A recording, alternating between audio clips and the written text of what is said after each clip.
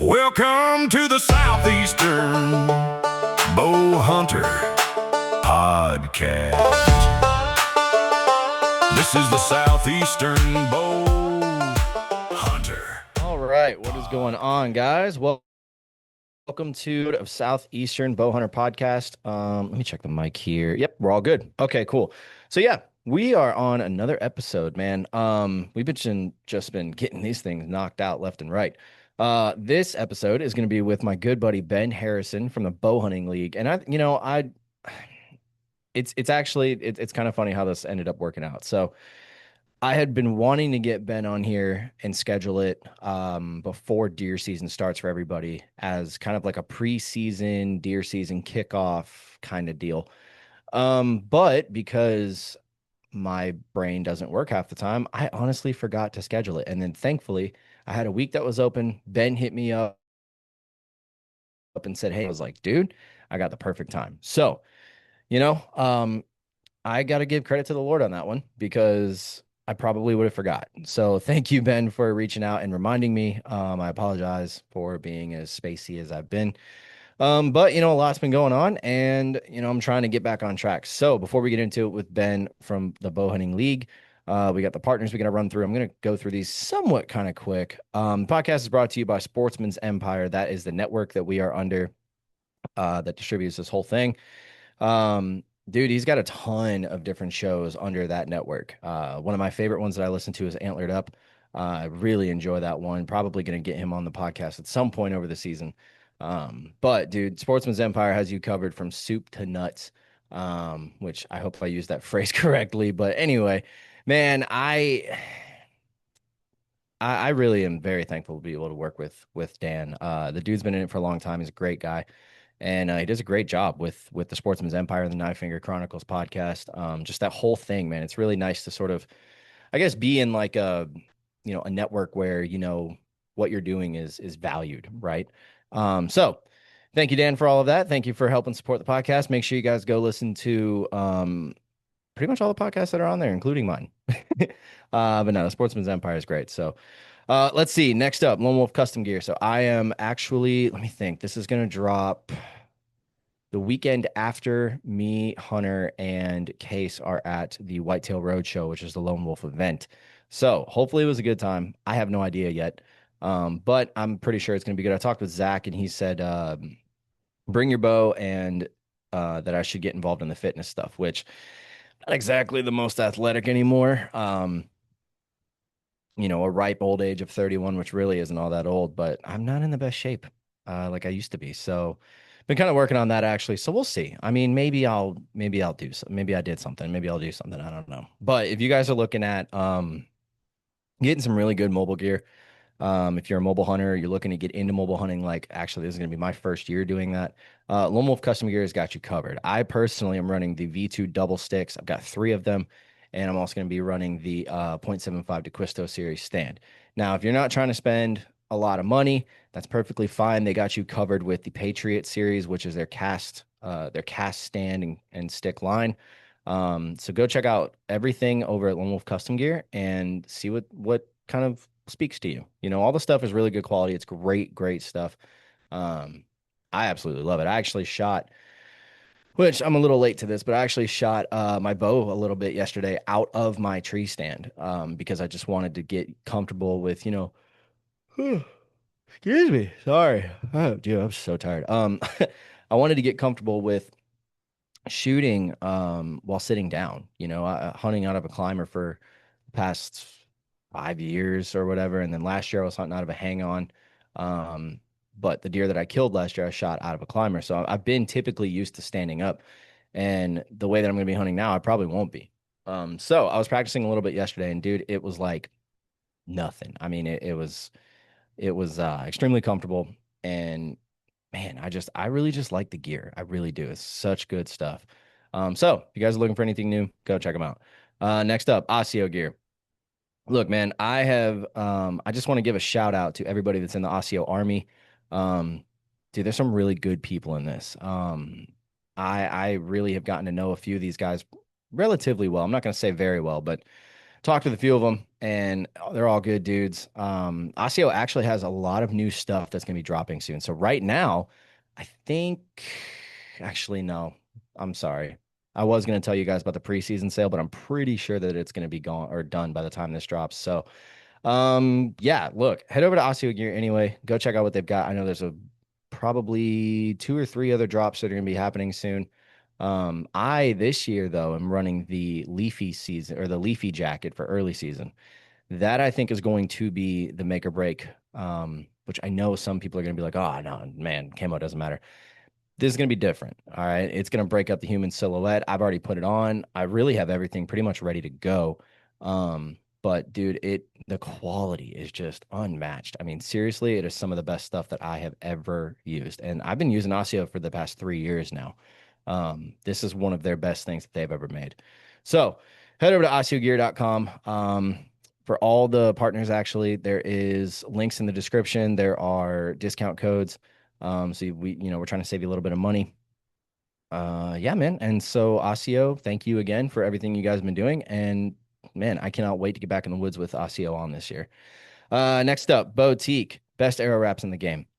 They speak for themselves.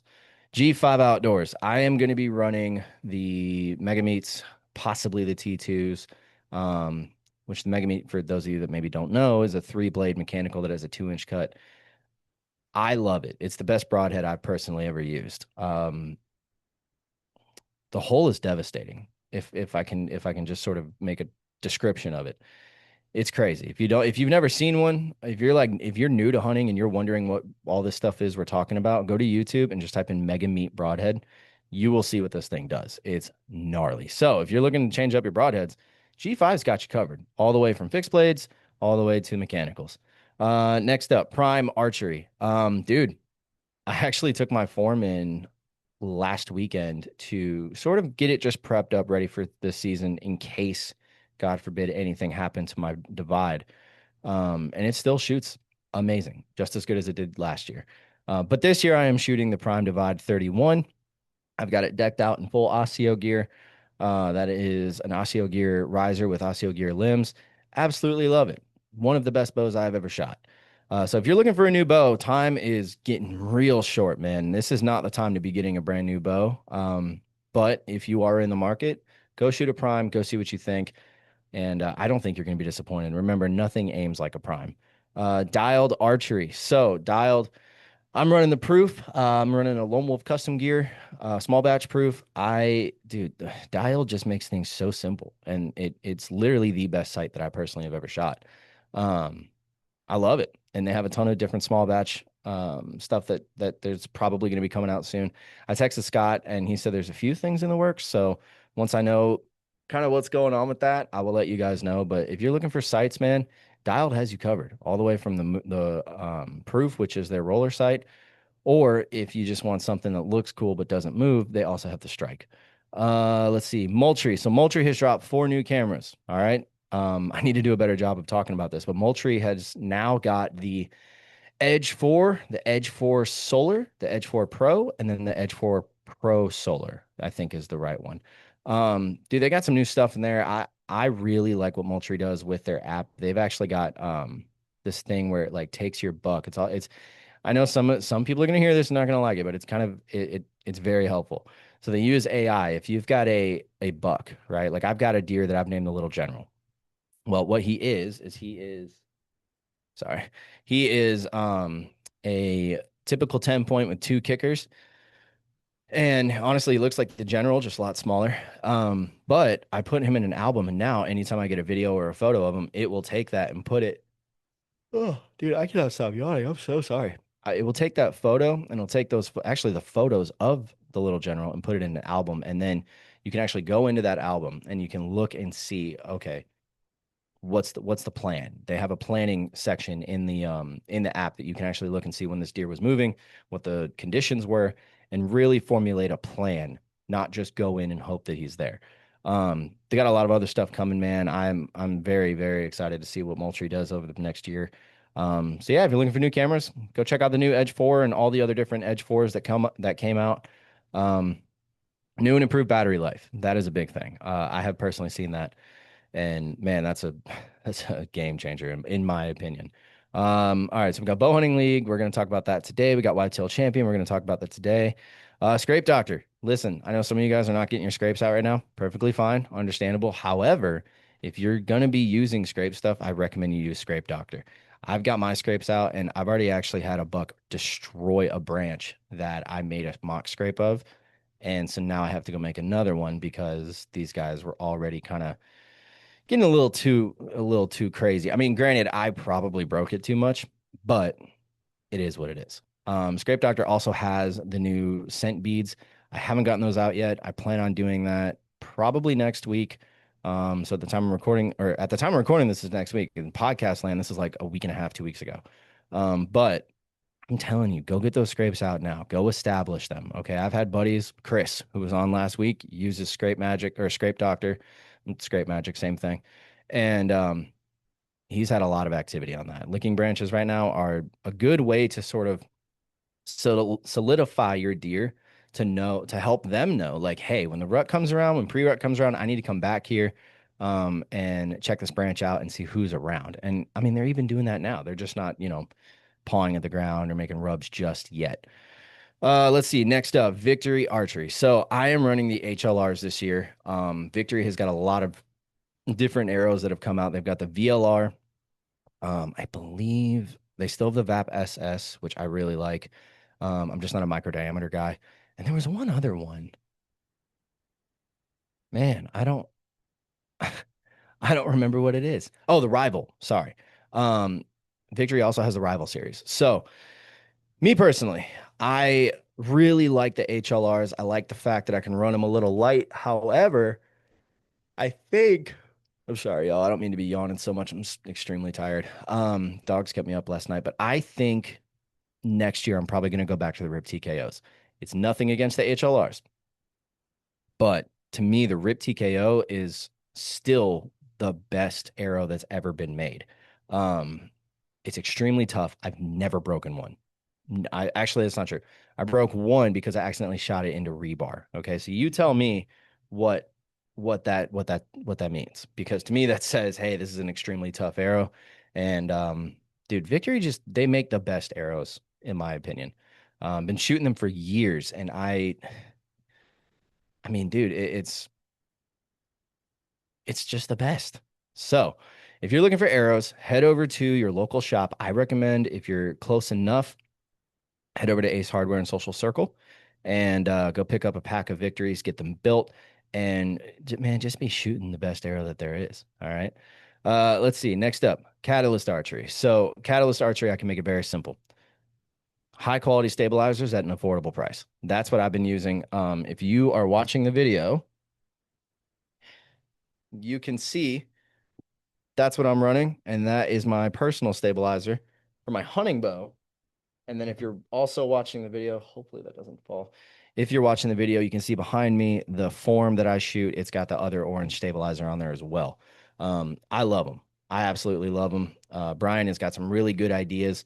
Man, actually, I need to text him. I haven't talked to him in a couple of weeks, but Brian is really trying to bring great products to people without you breaking the bank. And that's these days, that's extremely important. So if you want to go support him, head over to Catalyst Archery. He's got a couple of new models that are going to be dropping soon, new designs, all that stuff. So keep an eye out and make sure to use the code that we listed. Not only helps you, but it helps us. And last but not least on the partners list is going to be Unbound Archery. If you're watching the video, you got to see my orange flow strings. That is Unbound Archery is a string company. So Nick makes, in my opinion, the best strings, the best aftermarket strings that are out there. I absolutely love them. I'll tell you all this. I'm glad I brought this up. Yeah, so when I was at TAC or earlier this year, I dropped my bow. First target, my bow fell over and it scuffed up the string a little bit. Normally, I would think, oh man, this thing's gonna fray. It's gonna be bad. I was able to shoot the entire course, no problems. Come home, get some wax, just a smidge bit of wax, because he uses the bloodline fiber, so you actually don't have to wax your strings.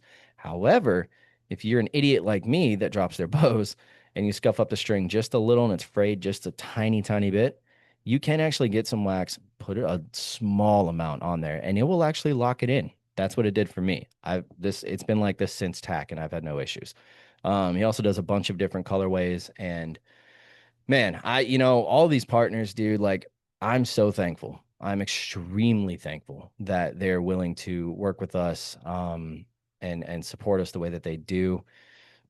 Some of them have been around for a long time, some of them haven't, but either way, um, thank you guys. Thank you all of you who help support this podcast, partners and listeners, and hey, even the haters, man. I thank you for listening. Thank you for giving me your attention. And so that's all the partners. That's my little spiel, I guess. But before we jump into it with Ben, dude,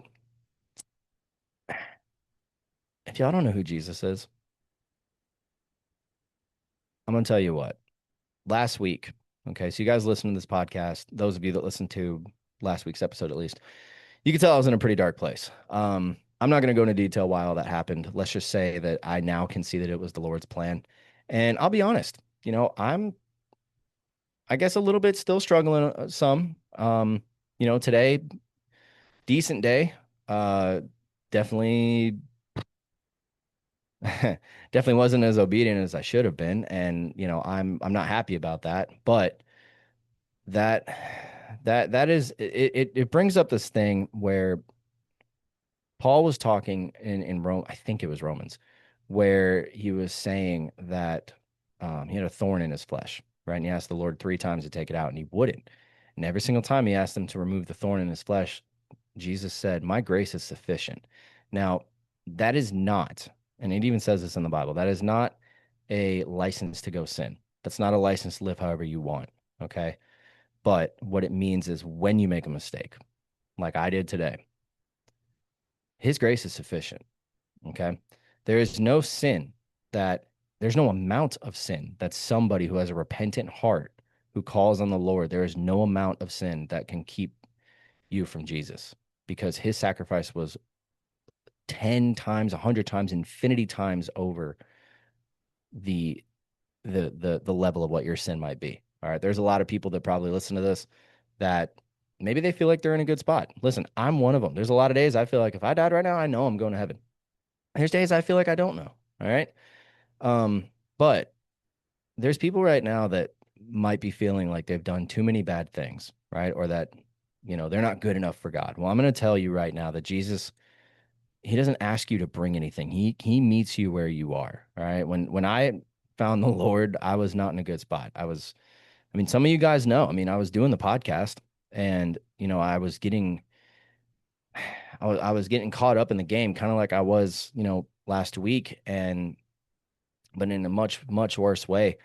Um, and I felt the call and the pull, and he met me where I was. And yeah, I'm not perfect. I'm still broken. I still sin. I still struggle with things, and you know, nobody can live a truly sinless life, right?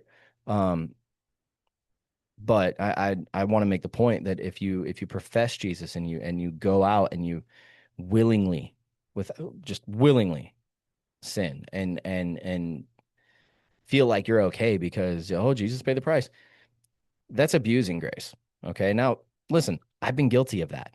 I've done that before, but I recognize it.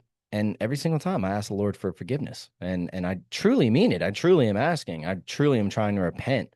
And I just want people to understand, though, that like no matter what you've done, he is there. He will be there. All you have to do is ask.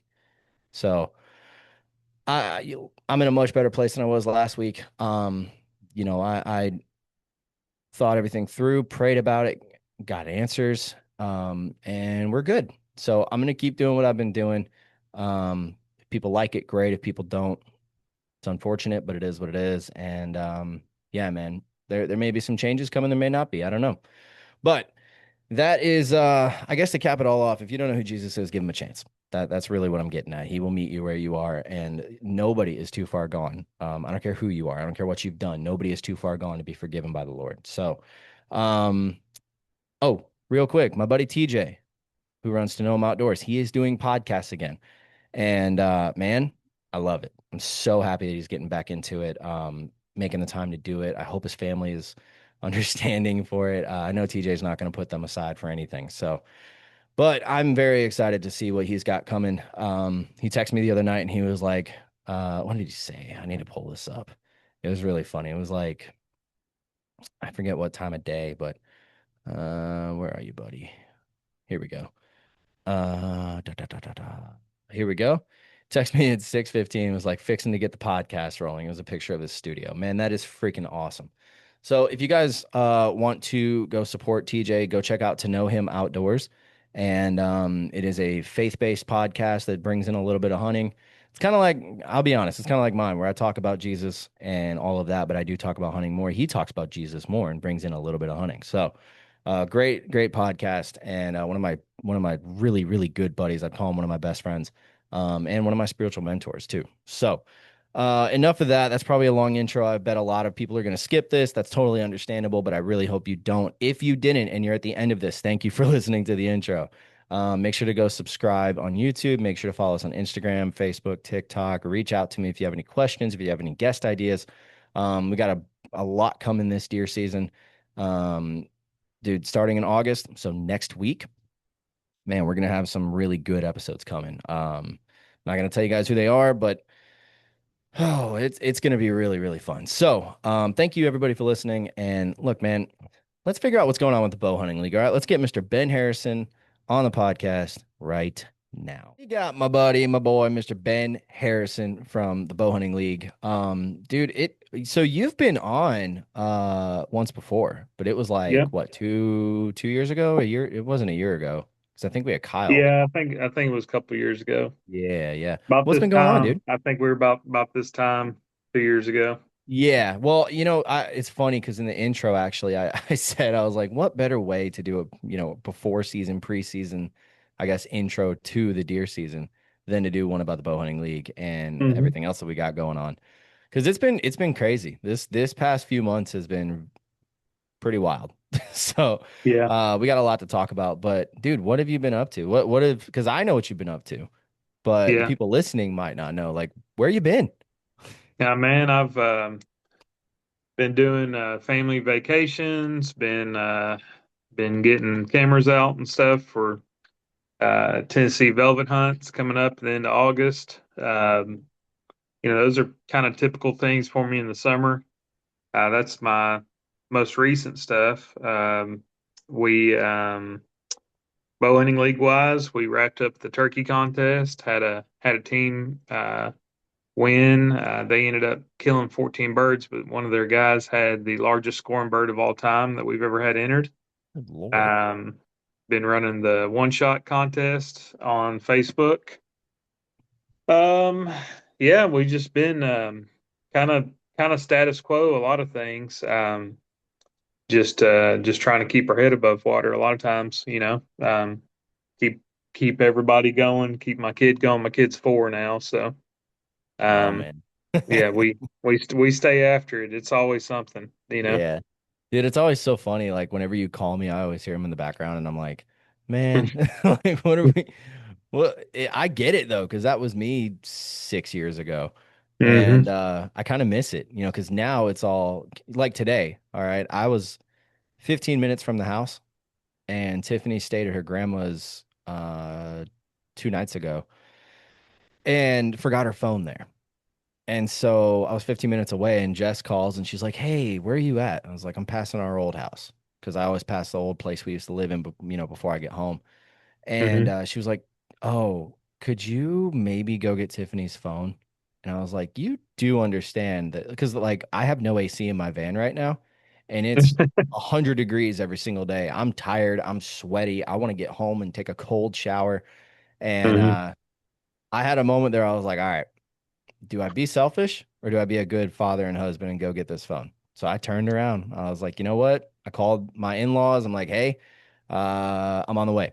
And so it was one of those things, man. I missed the days where phones weren't an issue. And I just had to worry about, maybe an iPad or a toy Hmm. or something. But Yeah, they grow up fast.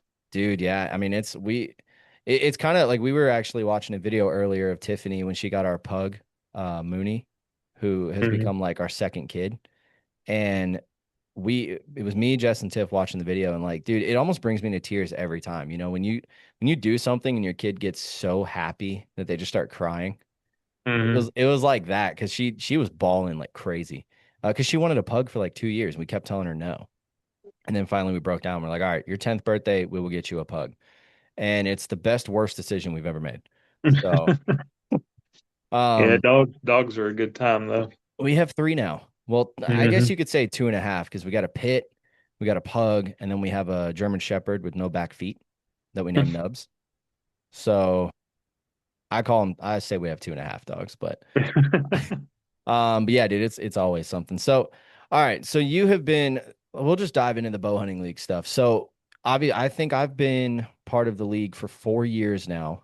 Only Hmm. entered $2 because I'm just probably not a great hunter, and it's been crazy to see it grow though. You know, I Hmm. forget where I first heard about the league, but I know Thor hit me up a while back, and Paul hit me up Hmm. a while back too, Yep. and they were like, "Hey man, have you heard about the bow hunting league?" I'm like, "Yeah, I've heard some stuff about it, but I was only like 3 years into bow hunting, so I'm like, I'm not really good enough to be on a team." And Hmm. but that's not the point. And so Yep. for the people who are listening who maybe don't know what the bow hunting league is, can you kind of give like a in detail, rundown of what it is and why they should join it? Yeah, so you kind of gave a good description of what's going on. So, um, in its foundation, it's a deer contest. It's a three-person deer contest, vertical bow only. All right, traditional bows or compound bows, no crossbows, no guns. And it's a nationwide contest because we don't want to restrict people on where they can hunt, in the nation and stuff. Um, but at its core, it's a deer contest, right? But we have so many teams that sign up every year with zero intention on winning anything, and that's because they're geographically just disadvantaged. Um, they're Like not me. in Kansas or yeah, my kid I think hit the door. I got Oh, it's distracted all for a good. second. They're not in Kansas or Illinois or Hunting Missouri or Atlanta. Iowa or wherever, Yeah. and so anyway, but these guys sign up and they keep coming back every year because they realize, hey, I'm not out anything for signing up for this. We do lots of random prizes. We give away T-shirts to every person that enters a buck, um, and we it's there to be fun. You know what I'm saying? We started the bow hunting league for it to be fun. There was no, the first like really 5 years, we didn't even have any prizes really. Had some really small prizes, and like people just did it to have fun. Hmm. And I think that's still the case for even the guys that want to try to win. They would rather win to say they won than what the prize is that they're going to Yeah. get. Now, saying all that, we have some outstanding sponsors because they know what we're about. We're about having fun and giving them the spotlight when we can. And we do as good a job as we can on that stuff. But at the same time, they compete. They sign up and get signed up for the contest, and they compete, and they see how much camaraderie there is.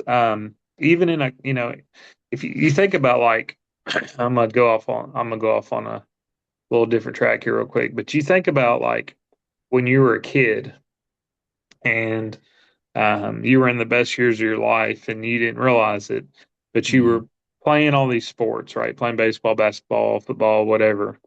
And the things you remember, right? There may be a moment that you remembered in the games and stuff, but those wins and the fun you had was surrounded around your teammates. And that's kind of the structure that we have here is um, you come as you are.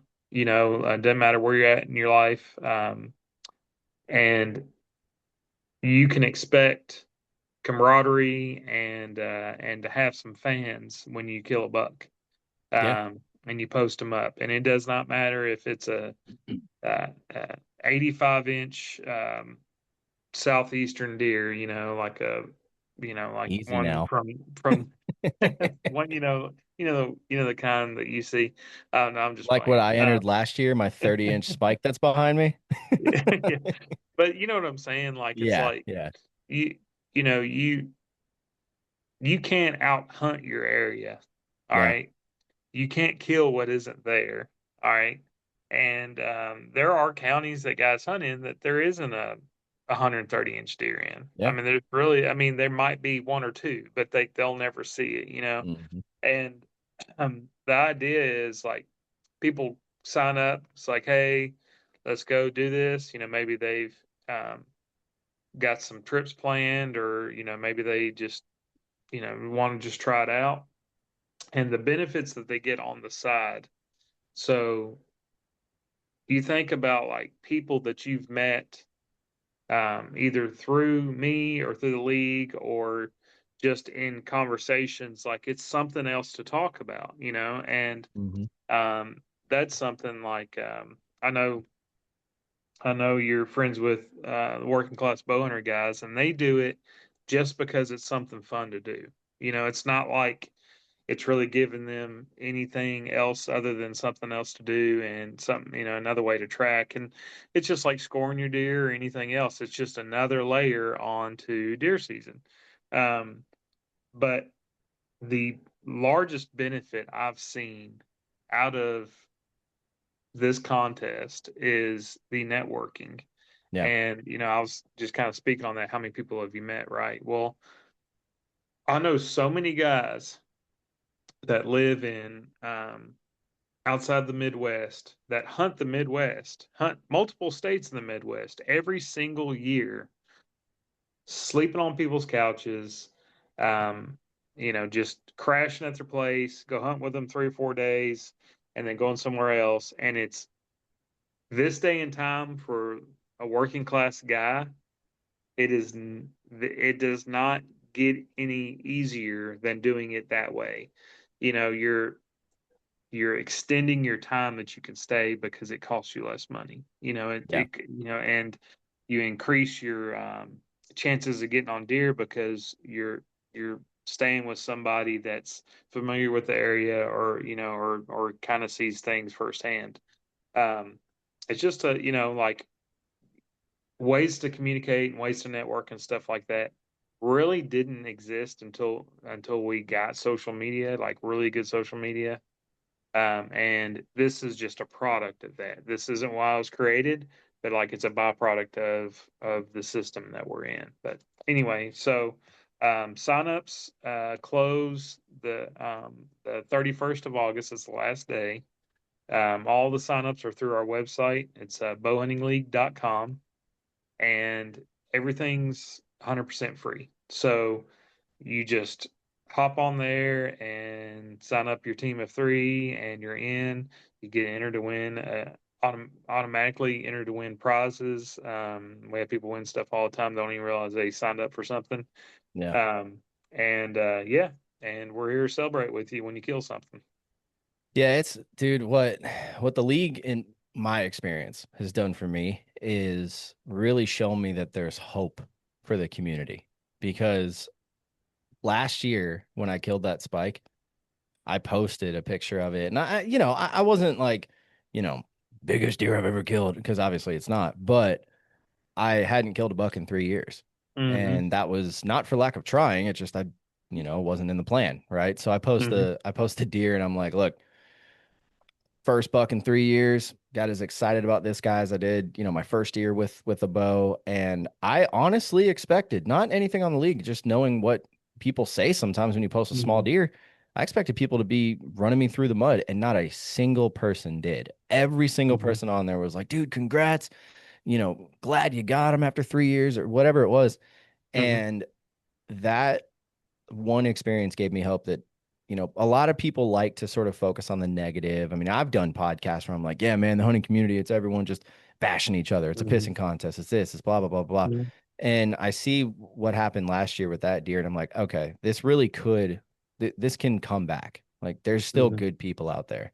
um I mean, the first year, the buck that's back there on the wall, Mm-hmm. that was my first year with a bow, and I posted it in the league, and it was like, dude, I actually felt like, I'm not gonna lie, I felt like I did something, you know. And Mhm. he's not a giant, but the response I got from everybody that was in that group was it was amazing. It felt great because I'm Mhm. like, oh, okay. You know, I thought maybe he was a little small or somebody would be like, oh, you should have given him another year. I never saw any of that. And that's really Mhm. rare these days. So I think what you've created, and I've said this to you before, what you've created is a way for guys to support one another that they don't even know. Like the people that comment, they don't know me. I don't know them, but they're Mhm. still supporting what I did, and I'll support what they did, you know, or what they do, you know.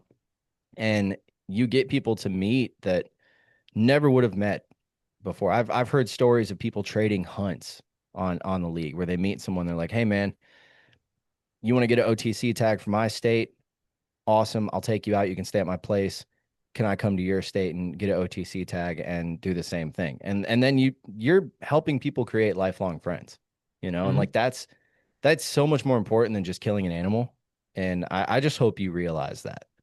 That's why, like, Yeah, it's done that for me yeah, personally, and that's I like that it's a free, it's a free marketplace hmm, basically, and the guys can make of it what they want, and it's about.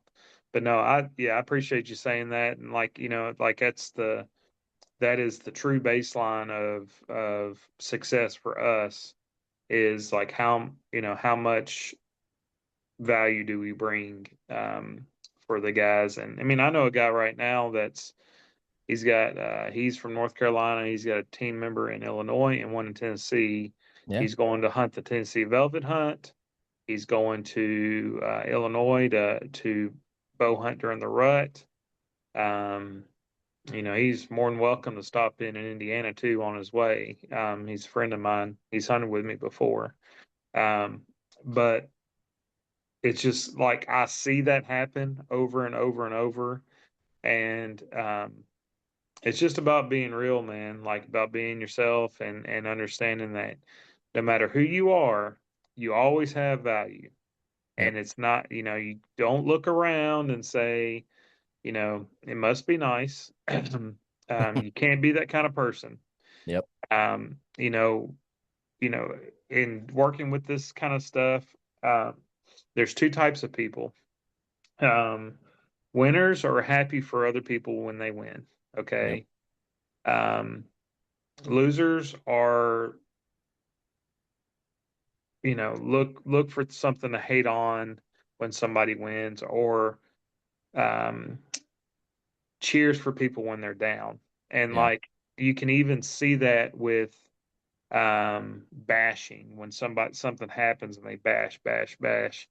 Like that is literally them thinking that they're going to keep somebody down. And like really, it's this kind of environment doesn't set up well for a loser or a hater, because it takes a lot of energy to be a hater. A yeah, lot. It takes a lot. They say it takes like 40 something muscles to frown and like 17 to smile, and it's like that is the same kind of energy it takes. Just you don't always have to be cheerleading people, like no, like you don't have to go out of your way to be fake. But when you see somebody that's truly happy, you can be happy for them, and it's a happiness is a choice. And that's what we see. I mean, I see these guys, they don't have tons of stuff to offer other than just being themselves and pulling their own weight on things, hmm, and they are traveling all over the country yeah, and getting in quality areas. There nothing's ever like world class, but the older I get, the more I enjoy deer camp more than I do deer hunting. yeah, So um, that's yeah. I that. mean, Yeah. I feel like what's very interesting about what you've created is that you have a group. I mean, how many people are in this group now? It's like 80,000 or something. Yeah, well, it's 67,000. 67. Okay. Mm-hmm. I could I when looked we at had it. I that. looked at it before we got on here. I figured you'd ask. Yeah. Well, when we had that meeting a few months ago, you said something about how it's grown, and I'm like, good Lord, man. But I mean, think about Hmm. that. All right. You have a stadium's worth of people, okay, Hmm. in a group.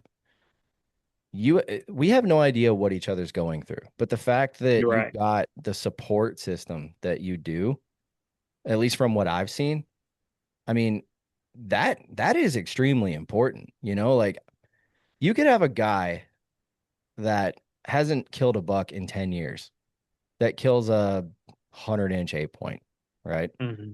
Posts it, is super stoked. I guarantee you, if you post it on Facebook in some other group, somebody's going to bash him because they don't know who he is and they think they're going to make themselves feel better and look better by bashing him. You post Hmm. that in the league, you're going to have about 80,000 people or 60,000 people that are going to congratulate you. And like that's, or if they won't, they at least won't say anything.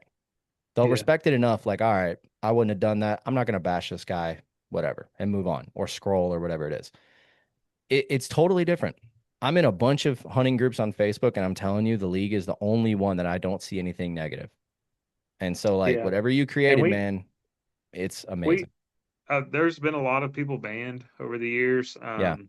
And it is just is what it is. And I don't like, my hope is, I've actually, reached out to people before that, weren't like, they were negative, but they weren't hateful. I mean, Hmm. there's like a line there, right? Yeah. Either you're calling people names or you're just saying, "Hey, man, I wish you would have done this differently."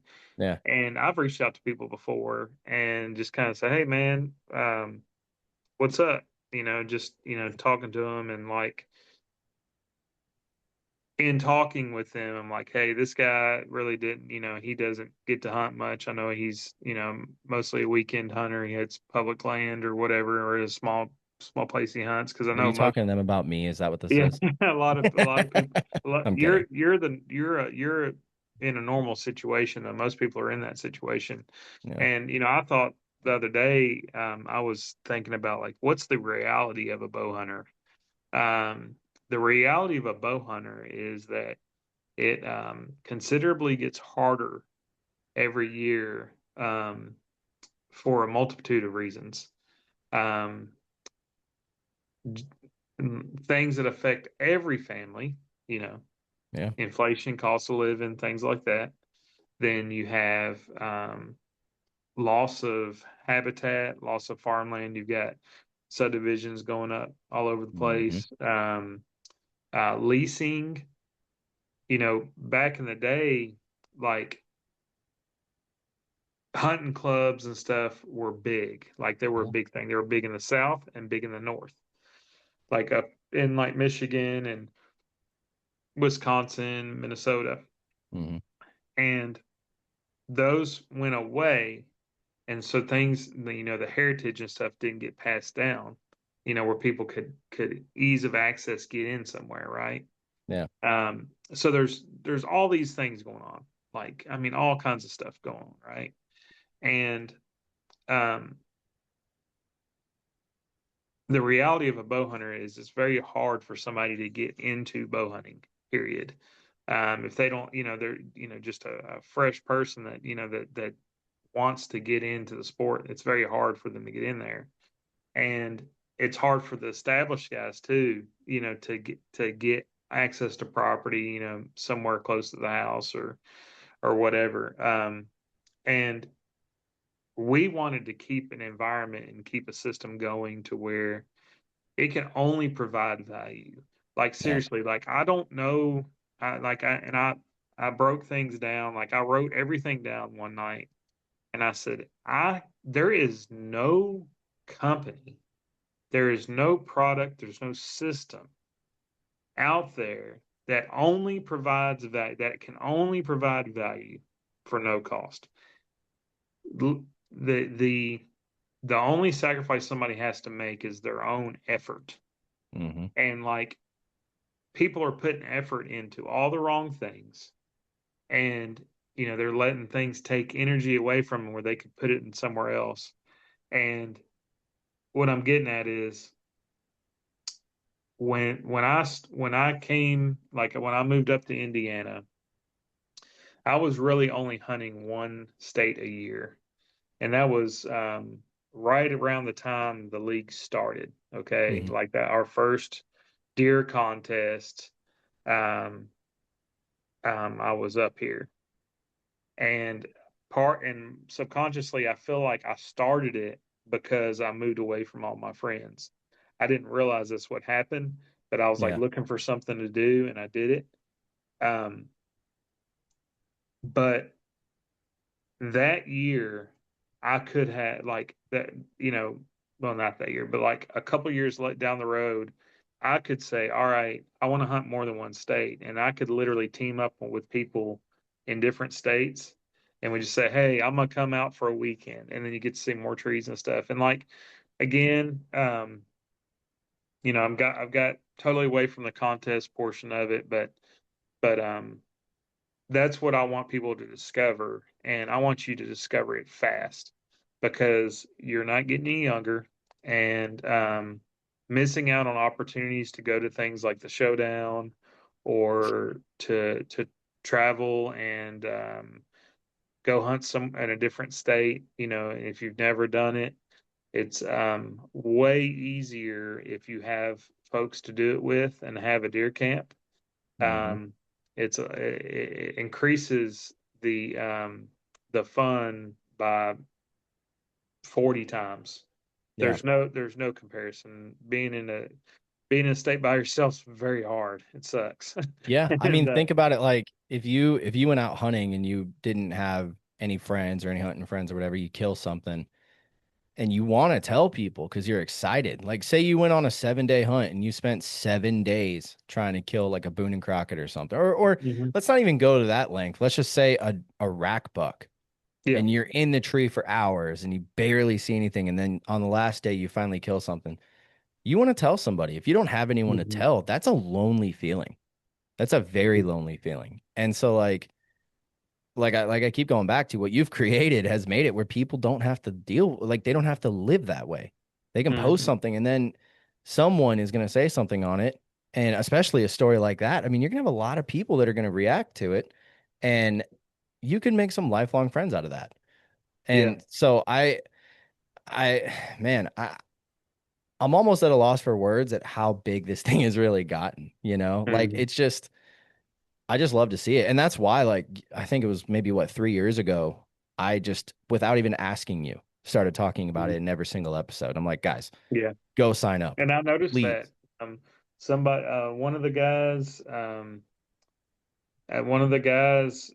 that I know, like it may have been Thor or somebody. I think it may Yeah, have been Thor, and he was on an episode with you early on. May have been Paul. I think I don't know which. It may have it been was Paul. one of them. Yeah. And I was like, I'll listen to that. And like I hear you talking about it, and I'm like, that's very refreshing. And like I focus a lot on the day to day Hmm. stuff. You know what I'm saying? Like when I get off work and stuff, because I have a regular job. Like Yeah. a lot of people think this is what I do for a living, and it's I not. used to think that. And then It's I got to it's know you. I was like, dang, how do you fit all this in one yeah, day? Crazy. it's hard to make a living on a free deer contest. Um, Yeah, that's but true. but the thing is like if realistically somebody come as they are. We have tons of guys from Georgia. Um, one of my buddies, Alex DeBoard, he runs Talk About It Outdoors. Him and Nick run Talk About It Outdoors, and they um, they had us down for a bow shoot one year, and he's just a good old boy. You know what I'm saying? Yeah. We met a bunch of guys at the shoot and stuff. Um, but anyway, and you talk about it all the time, and like I think that's why our following is what it is in Georgia is just because of you guys.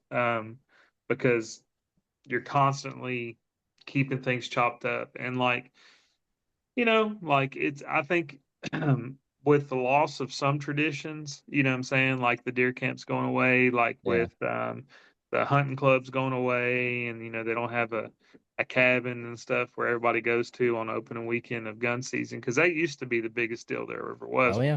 before crossbows got around. You know, and that it's just Oh, a geez. direct, it's just a direct result. Yeah. Your Let's not gun open that one. hunters, yeah, your gun hunters get out earlier, you know, and they, Yeah. you know, it's like they've popped the bubble, right? You know, Yeah. you have this anticipation bubble, right? And I even remember when I was a gun hunter, um, you know, everything built up to that moment, you know, Yeah. opening day, you know, gun season, sounds like World War III going on, like all over the Hmm. place. And there is not a state that has that anymore. Nobody has it. Yeah. It's not like it used to be. Um, and anyway, but with the loss of some traditions, hopefully we can carry on the same tradition, like help these guys have something to do with their kids. And like I see a lot of our competitor, like a lot of the guys that compete in this contest, get their kids to sign up on their team now, Yeah. and that's really cool. I mean, I know one group right now, the Hinton brothers, um, Jared and Matt Hinton are twins, and Jared's sons is named Jackson, and he is. I mean, he's a beast of a high schooler. I think he might be a senior this year, but he's a beast. They're all big boys, Yeah. and but he goes out and smashes deer with his dad, and like, and they're all on a team, you know, which Yeah. is cool. Um, but yeah, it's It's just, almost you know, like yeah, the virtual deer camp, it is, It's yeah, almost like what you took. So like I've personally never been to deer camp. I'll go to my first one this year in December, which is hmm going to be very, very fun. But um I feel like with where our society is going and how deer camps are kind of disappearing, what we've got with the league and everything else, which we'll touch on in a minute, but you're sort of bringing people into one giant deer camp. It's almost like I feel the way I feel when deer season kicks off and I start looking at the league and I'm seeing all these deer that are killed and people are putting down hammers or people putting down spikes, whatever it is, or does even. It's like you're at I guess the skinning pole, and you can't hmm have that same conversation with those people that you would if you were at the check-in station or if you were at hmm deer camp or whatever. And I feel like you are preserving it just in a more modern way, you know? yeah, That's kind of how I view it. Um, and it gets me fired up. I mean, last year I was chasing deer all year. I just kept seeing people posting pictures, and I'm like, dude, all right, I can't give up. I got to keep going. hmm And even after my season ended and people were still going, I'm like, oh my God, I need to go to Alabama because they don't end until February. And it's like yeah, just seeing that stuff, it keeps you fired up. it does. So you guys have done a great job with that. But I do want to change gears a little bit because we got something new to hmm talk about. hmm So you and I are wearing these hats for the people that are watching the video, and I've talked about it now for probably a month or so. There's a new thing happening, and it's called hmm Whitetail Champion. Yep. I know what it is. You know what it is. What is it? So basically, think of a pay to play bowhunting league, but it's state based. These are state championships. Um, and it is structured very similar to the bow hunting league, other than your team's only competing in your state. The idea behind it is 10 year for the last 10 years, I've had people trying to get me to create a pay to play contest, right? Bow Mhm. only, right? Yeah. And it just it never was. I never felt like it was the right time, and just, like I was like, well, I don't have enough people helping me with the league as it is, so I can't, just pull away and do this, that, or the other. And this year, it just felt right, right. Hmm. And like with starting any business, it's it's kind of tough, you know. That's what you have us for. Yeah, and we have, like, it's kind of one of those things too that uh, it's designed to be sustainable. Hmm. It's designed to where people can sign up for it every year with similar expectations. Just because I didn't want to have something set up that was overpromise, underdeliver kind of thing. I wanted it to be like, hey, people want to get in it for the right reasons to become the state champion, Hmm. and not necessarily to win like side by sides or something, you know. Yeah. Um, and the way it works, way the contest works is 75% of your buy-in goes to the first place prize for your state. So if you're, looking at it from a competition standpoint, you're going to have over a $3,000 prize if 10 teams signs up, which is Yeah. it's fairly substantial prize. And that's not that many teams. And we're just this year we're looking to see how many people are going to get in it. See just see what kind of adjustments we need to make. But it's we've had several teams sign up, and we're really going to be pushing it. I know your podcast is probably going to drop next week, but 2 weeks. 2 weeks. Two Yeah, so weeks. we'll be in the heart of promoting it at that point. And if you have questions or something, if somebody has questions, they can obviously holler at me or you, and we can help answer them. But yeah, it's designed to be a contest where somebody wants to level up their competition a little bit and have a bigger prize. Because as much as I would love to have a $10,000 prize for each state, for through the league or something, it's that's that's not That's going to tough. happen. Yeah, that's tough. I It's just mean, not going to happen. so I remember when you called me with this idea and you were like, "Hey, what do you Hmm. think?" Um, I was all for it because I mean, Yeah. I've said on here before, I don't get competitive when it comes down to, or I try not to get competitive when it comes down to like bow hunting or archery or whatever, but I'm a competitive person, right? And though I will say the one thing about the league, because I just joined it because I like it, right? I knew I wouldn't Hmm. win. I know the types of teams that are on there. We don't have in Georgia, unless I go hunt Atlanta, that which good luck these days. I don't hold a candle to these guys, right? But it's still Hmm. fun. And when you came to me with this, you're like, it's going to be a state-based contest. Like it's going to be every other or every state. Your contest will be just in that state. Then I was Hmm. like, all right, hold on a minute. Now we're talking. Now we can actually be competitive. And especially this year Hmm. with all the deer that have been blowing up. I mean, I got to send you some pictures, dude. I wish I could join You this contest. I get really fired up, do. don't you? That's Oh good. yeah. Well, at least you're in the league, and you can. Yeah, yeah. We have prizes, and this is kind of the crossover point, right? Hmm. Something for everybody. But we have prizes for the top buck for every state this year. Zinger fletches and revealed trail cameras for Nice. the top buck. So it's cool. I mean, somebody's gonna win something. And, so if you kill a stud, we've had some big deer come out of Georgia. Yeah. I think last couple of years it's been over 160. I'm Oh pretty yeah. sure. And Yeah, I mean, Georgia's got them. It's just you got to be in the right spot. My mhm, thing with it was like, it almost, I think one way I described it one time was it's almost like an incentive to keep going, right? Because mhm, the years past, my seasons at least, from my own experience, have been very, very hopeful early on. And then you get to about November and you're like, maybe. And then December and January, it's like, dude, what am I even doing out here? mhm. It's These like a deer are wasteland. definitely, yeah, it's like these deer are definitely on to me. I'm seeing them on camera, but I'm not seeing them, in the stand. Now, a lot of that has been my mistakes, right? But Mhm, stuff like the league itself kept me going. And now having this thing going on, even if I'm not actually participating in the contest, it's still going to be motivational. And I think the mhm. whole point of it, at least from my perspective, is you're going to have guys that want to win this thing, that are competitive like I Oh am, yeah. or you are, and they're going to keep going till the last day. Mhm, And that, some people might look at it and be like, oh, you should make it a competition. It's not what it's about.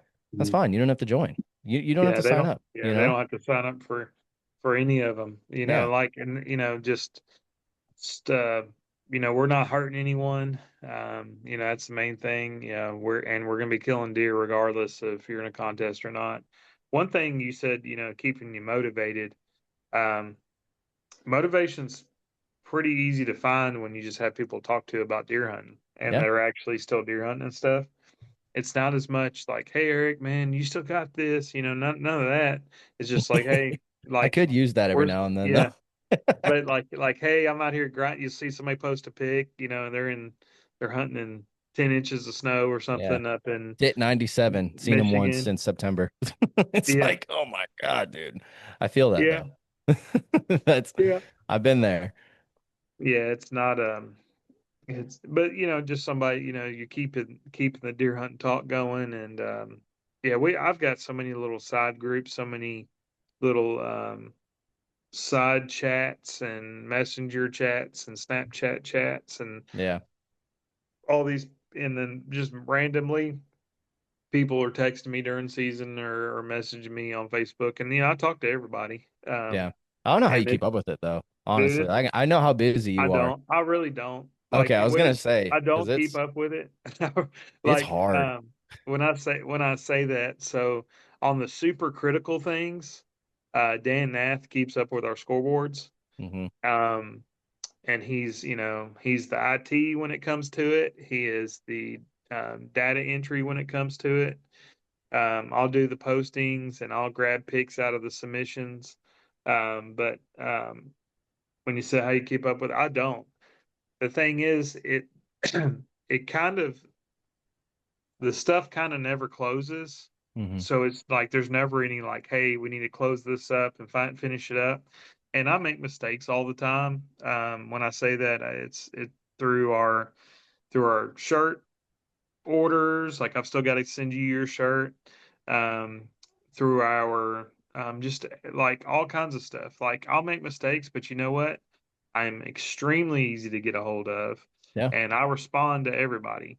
And I'm not too proud to say like, "Hey, I didn't mess up," but it's kind. I'm human. But as far as like keeping up, I do the best I can. But yeah, I'm not definitely not perfect when it Well, comes to all that right. stuff. So for the people listening who maybe, complained about like, oh, I shot a buck last year, I still haven't got my shirt. Hmm. Put yourself in Ben's shoes for a second, okay? You have a group, Facebook group that's got 67,000 people in it. If you have half of that kill Hmm. bucks and they all get shirts, that's 32 and a half, no, Yeah, you. 33 So and a half. I'll give you a more an easier number to Good, because pronounce I'm and not good write with math. down. So we had over 1,000 prize winners last year. Okay. So that's 1,000 conversations, at least. And those conversations are like back and forth a lot of times Yeah. getting information and stuff. Um, all the shirts so one thing that like, and I'm glad you said that because when somebody asks like, hey, I haven't seen my shirt. And I'll have people post it. Hmm. I approve the post because I like transparency. Yeah. And Extremely important. yep. And all the shirts that were ordered that weren't a state sponsor, because I've got some products, some stuff that has to go with the a lot of the state sponsor ones. All those shirts, all the single shirts, they've been out the door for 2 weeks. Okay. Um, and this year during the season, like probably around we'll probably open up the shirt orders around Christmas. Hmm. That way we can get them out the door before most of them out the door before the deer contest closes. Hmm. The reason I do it that way, because a lot of times I wait, to the end of the deer contest, which is, end of February. Yeah. Then I open up shirt order, and then like this year, like we put all the state sponsors on the back of the shirts that went to their state. That was a new learning experience there. Yeah. Not hard to do again this year because I've already done it once. And like I said, we're gonna have the shirts finalized um, in December, and so I'll go ahead and have them printed. So like when people order, I can go ahead and ship them out. But the thing happens if somebody orders a shirt in March and I don't get it out the door, and like this year, a lot of them start going out in like June.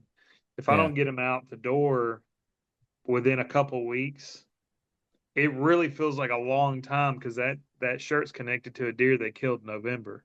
Yeah. So like, and that's the same thing with prizes and stuff. I don't have the prize winners until like February. So like, and then I'm communicating with the sponsors and getting everything situated out. So like, if somebody just received their prize, like in June or something, it feels like a long time, but it's not because we didn't have the prize winner until the beginning of March. So, Yeah. but I don't that stuff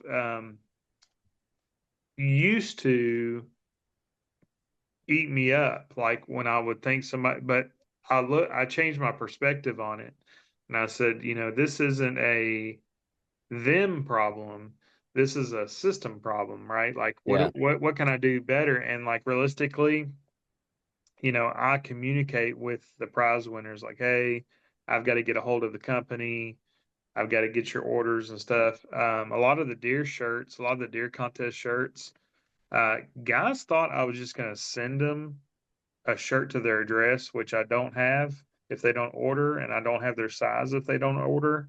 So Yeah. like, I don't know how I'm gonna send them a shirt, you know, and I mean, the dude, you're not. communication, yeah, the It's like, communication on this. I know we're kind of dwelling on it, but like, it's a big deal, like because we send out we give everybody a code that yeah. enters a buck, and we email it to them, and then they can use that code on the website and they get the shirt for free. They just pay for shipping. Hmm. And once again, there isn't a company or a deer contest out there that does that. Yeah. It's never happened before. And that's what I'm saying. Like, I don't want to create the um, expectation for people to get that from every company because they're not going to get it. Like, Yeah. like Well, I don't and want to ruin other people's satisfaction with other companies because they're not going to get it. yeah, I mean, you're gonna have sorry, you're gonna have people like my wife who I think she has 7,000 unread emails. Yeah. And that, I mean, dude, I'm not autistic, but that drives me crazy. If I have 20, I'm like, bro, I gotta go through these. Yeah. And you're gonna have people that just don't read their email. So then they kill a Yeah. buck, they submit it, they forget they submitted it, and then they start seeing people post about it and they're like, oh, I never got my shirt. And so then they'll Hmm. post about it all upset, and you're like, bro, we sent you the code back in December and you never Yeah. placed the order. How am I supposed to get this to you? That's It's the And same. relevancy, you got to be relevant. Any kind of company, you're trying to do any process, like Mhm. you've got to be relevant. And like the way social media goes, like it's based off algorithms and all these and it's getting very specific down to what's relevant to you within the last hour. Okay. Yeah. So my thought was if I can get the shirt orders started in December while people are still actually deer hunting, Mhm. people will see that and like, oh yeah, I need to do that because it's relevant. But Yeah. once you get into spring, people start thinking about turkey hunting or work picks back up after the winter, and they Yep. don't have any attention span for it. Like deer Yeah. is like gone. Like deer are Yeah. Not shedding already. everybody's Yeah. thinking about deer all the time, which I hate to pause here, but I have to ask you, can you hear any of the chaos that's happening upstairs? You got a fight going on. Bro, my wife is they're laughing. I can hear the dog freaking out. Tiffany's running around. Someone just fell. I don't know who it was. Yeah, they're I, chasing I'm each sit other or something. I'm sitting here like, dude, what are y'all doing? I texted Jess. I was like, what is going on, dude? Yeah. Yeah, I So can't hear none of it. okay, good, good, good. Well, I'll listen when I edit this episode and see if it comes through. It shouldn't, but hopefully I don't That's have a funny. broken child or dog when I get up there. But Yeah. yeah, no, I mean, not everyone looks at deer hunting like I think about deer hunting year round, right? I could care Hmm. less about hunting turkeys. I say it every single spring. I'm gonna go turkey hunting, and then I don't do it. Right? I want to, Yeah. but I don't like the heat. I'm not a hot weather guy. And Hmm. Georgia gets hot pretty early on, so Y'all go from like mm, cold to hot. uh, yeah, y'all go There's no from in like between. y'all go from like decent weather to like Right now. smoking hot for Yeah. like 7 months. Bro, I Yeah. kid you not. So I don't think I've told this. Maybe I told this story on the podcast last week, but last week I was driving to North Georgia for work, right? And I Hmm. was going to a Chick-fil-A supply center. 7 o'clock in the morning.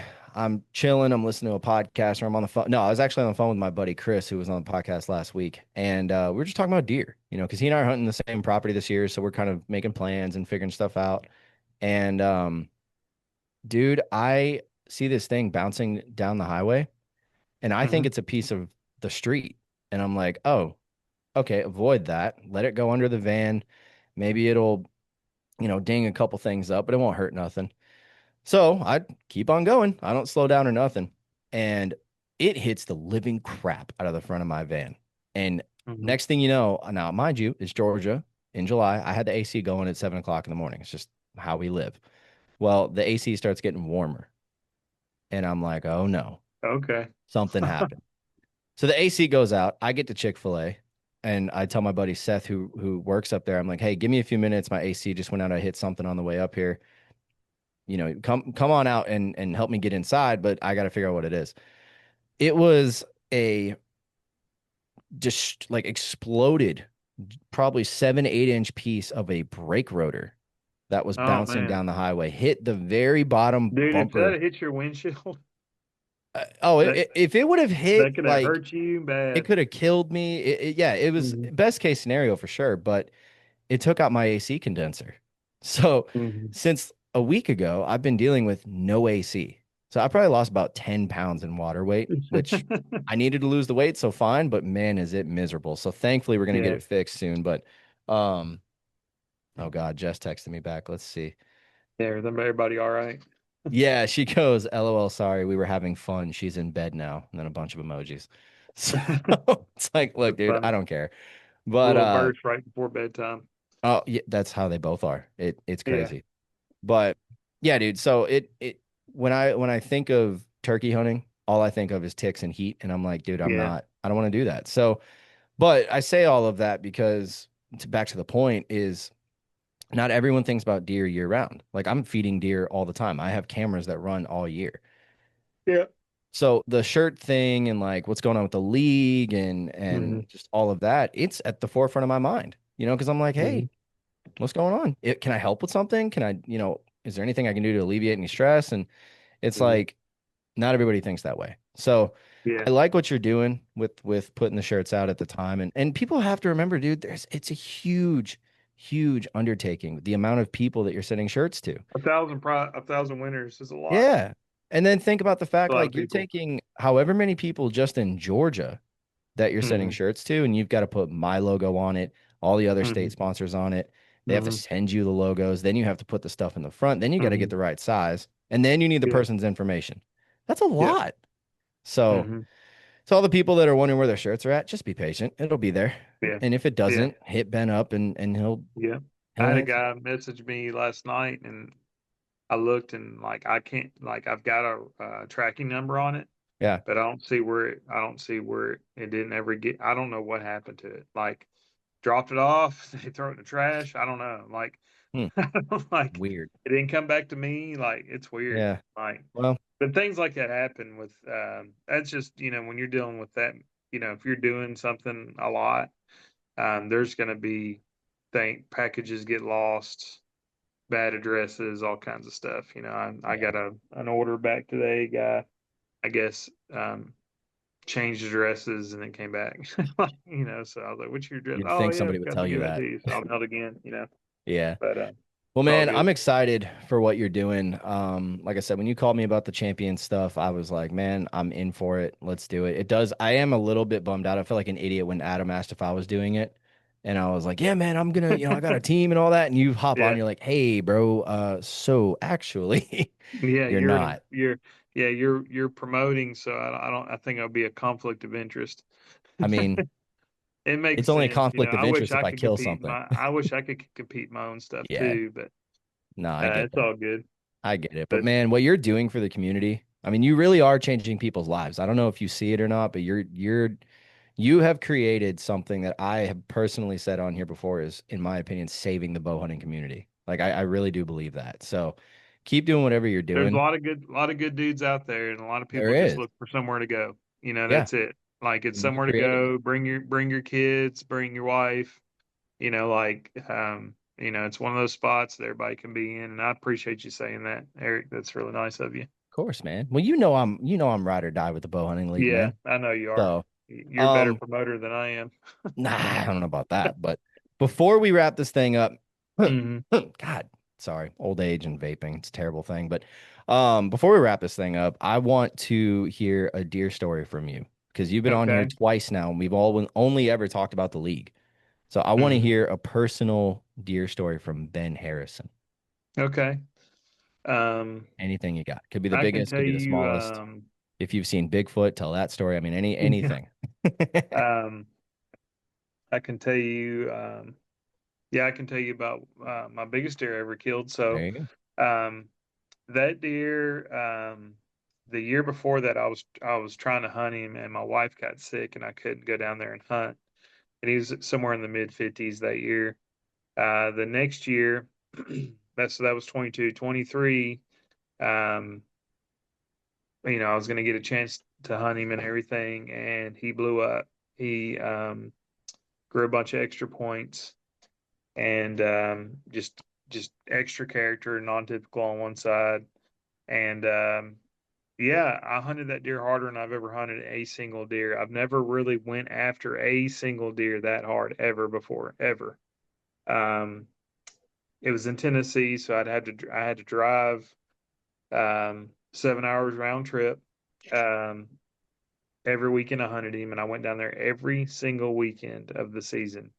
Mm, Just trying to get an angle on him. I was running cell cams, and like I'd get a pic of him crossing, you know, going through a scrape or something, 2 days before. So I was like, off chance that he does it again, I want to be there. And just, it was a lot of, I wasn't trying to pressure him out. So I'm like, just going to where like, hey, I'm bulletproof here, I'm bulletproof there, my entry's good here. And I had um, four encounters with that deer before I could ever draw on him.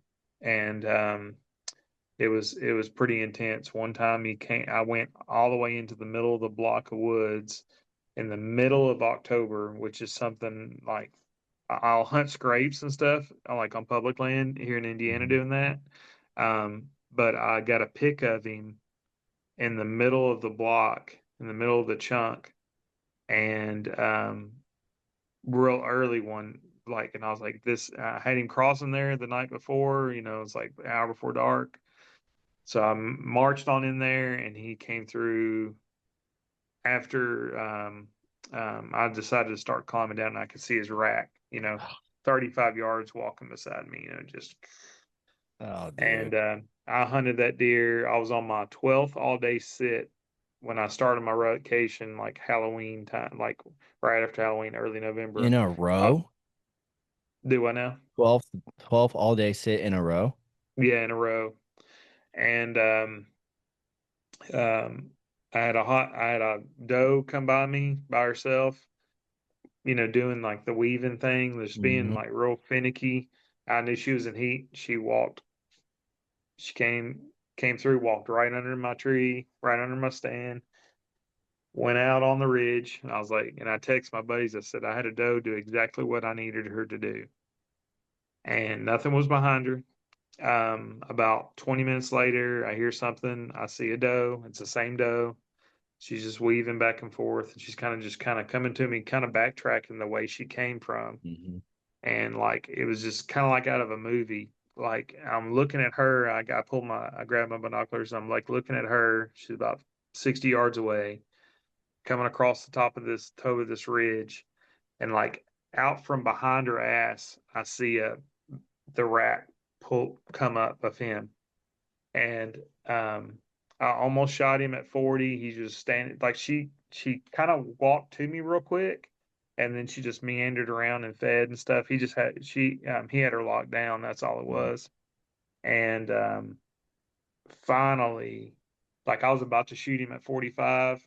Finally, he turned and got right. I mean, like she went right by me, and like I shot him at like 17 yards. And Dude. then what's crazy is they ran off the hill, and I was like, I felt really good about it. Um, and then she came back. came right up underneath my, and I was on the phone with my dad after I shot, stuff, and like she came right up underneath me, like 5 yards, stood there, and a 6 pointer came up behind her and bred her right there while I was on the phone talking to Did you my look dad. away? Did you at least give them the respect to? No, no privacy here. And I told Dad, I said 1,000% he's dead. Yeah. I said because he would not let that 6 pointer do that. No. And and that was it.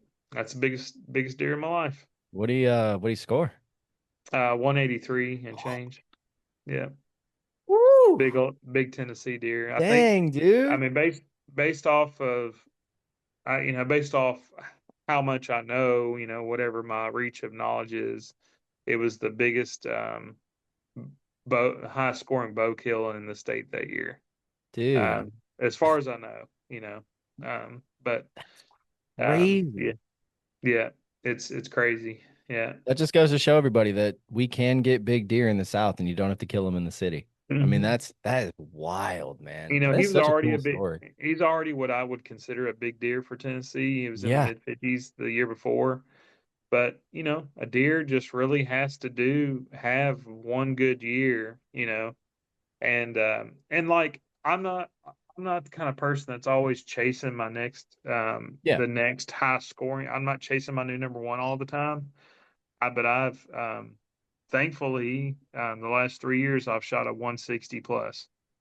So yeah. Now Wow. these have been all over the place. So it was Tennessee, and then Kansas, Hmm. then Iowa last year. So I It don't makes have any sense. big tags this year. So hopefully it's Indiana. Yeah. you Well, know, if Dustin Huff's buck is any indication, it's possible. I mean, yeah, that thing's dude, enormous. the funny thing is, like, I gotta see what this app is. I saw it. I don't know where I saw it. You ever heard of an app called Rackline? Yeah, they're one of our sponsors. Are they? Okay. So Hmm. I I don't know how accurate it is, and here's why. The more pics you get in there of the same deer, the Hmm. closer it'll get. Okay. And Then that's what he set up folders for that reason, where you can yeah. dump pics of that deer. And like um it's just like any tool, the more points of measurement you can give it, the better. um Okay. I've had pics be all over the place, like Yeah. I had one that was, like, you know 15 inches off what I knew it Yeah. was. And but my Iowa deer was spot on. I mean, it Okay. was dead on, and it was just based off one pick. Well, then I'll So see it's, if I can get it to maybe get a little bit more accurate because I do have a deer that I've sent to, and I'll send you a video of them, but I've sent him to a couple guys that know big deer and I've killed quite a few 150s and 40s and stuff like that. And I put because I didn't know it needed multiple pictures, right? I just thought, okay, put one in, Mhm, it'll tell me, we'll see what it says and how close it might be. And this deer I've hunted now for 2 years. I call him the little general because he's a mainframe mhm, 10, but he's got a kicker on each G2. He looks almost identical to the general. He's just not as wide and mhm. missing two different tines, but whatever. Um, and I put this picture or this picture in, and then this app tells me that he's 167. And Nice. I'm like, ain't no way. I'll say Yeah, 140 maybe, but there's no way yeah. this deer is 167. Mhm, Now that I know I need to put more pictures in, I'm gonna do that. yeah. As long as I can do it on the free trial because I haven't done the Yeah, and if somebody, and shameless plug here, if somebody uses when they download the app and they use the bow hunting league code, Mhm. they get 5 more pictures than Oh, they normally would, so they'll get 10. Um, oh, okay. yeah, Well, I'm yeah, gonna so they get 10 at a time for free. So tell me what the code is um, after this then, because or now either way, because I need to yeah, do that. we've Mason's been posting quite a bit about that program in the league, in the group. So Okay, I'll go look yeah, for it. be sure to. And then we have a post on our Instagram too, And maybe collaborating that's where with I them on saw it. it from. It has to be Hmm. that because I've never seen this app before this It's year. pretty cool stuff. Yeah. It is really sick. I mean, Hmm. there was one that went around last year that I played with, and it was not accurate by any means. Yeah. I put in a deer I knew. I put in Pickles, this buck back here that was 102. Hmm. It told me he was like 126. I'm like, yeah, there's no Yeah. way. Maybe on a good day with a blind man, but Yeah. not anyone that knows what they're doing. But dude, that Yeah. is such a There's good story. I freaking that just hyped me up. See, this is why I'm happy this is like our preseason going into deer season episode mhm. because I know there's going to be a few episodes after yours before season kicks off here, but it's like, man, I feel like the bow hunting league is always the perfect way to open the door. It's like, hey guys, deer season is here. These bucks about to start rubbing their And you got velvet to sign off. up before the end of August. You know, Yeah. like get all your teams in, get everybody signed up, and it's yeah, and it's again, a lot of times, we're getting pitched on stuff, right? Like, I mean, it's just that's just how life is, right? And it's not, man. This is built to add value to you. Like to make this should add value to your experience deer hunting and and because that's what our majority of what we do at the league is is the deer contest Yeah. and yeah, and we just want to have a good time and see what happens. Well, you guys are doing a great job. So kudos to Appreciate that. y'all. Thank you for everything you guys have done for me. Man, I guess what a great way to end this episode, dude. I'm excited for deer season. I can't wait to see what you get done. I'm really looking forward to it. And if there's anything I can do to help, just let me know. But Yeah. guys, that is another episode in the books. So remember, Christ is King. So go read your Bible and go shoot your bow.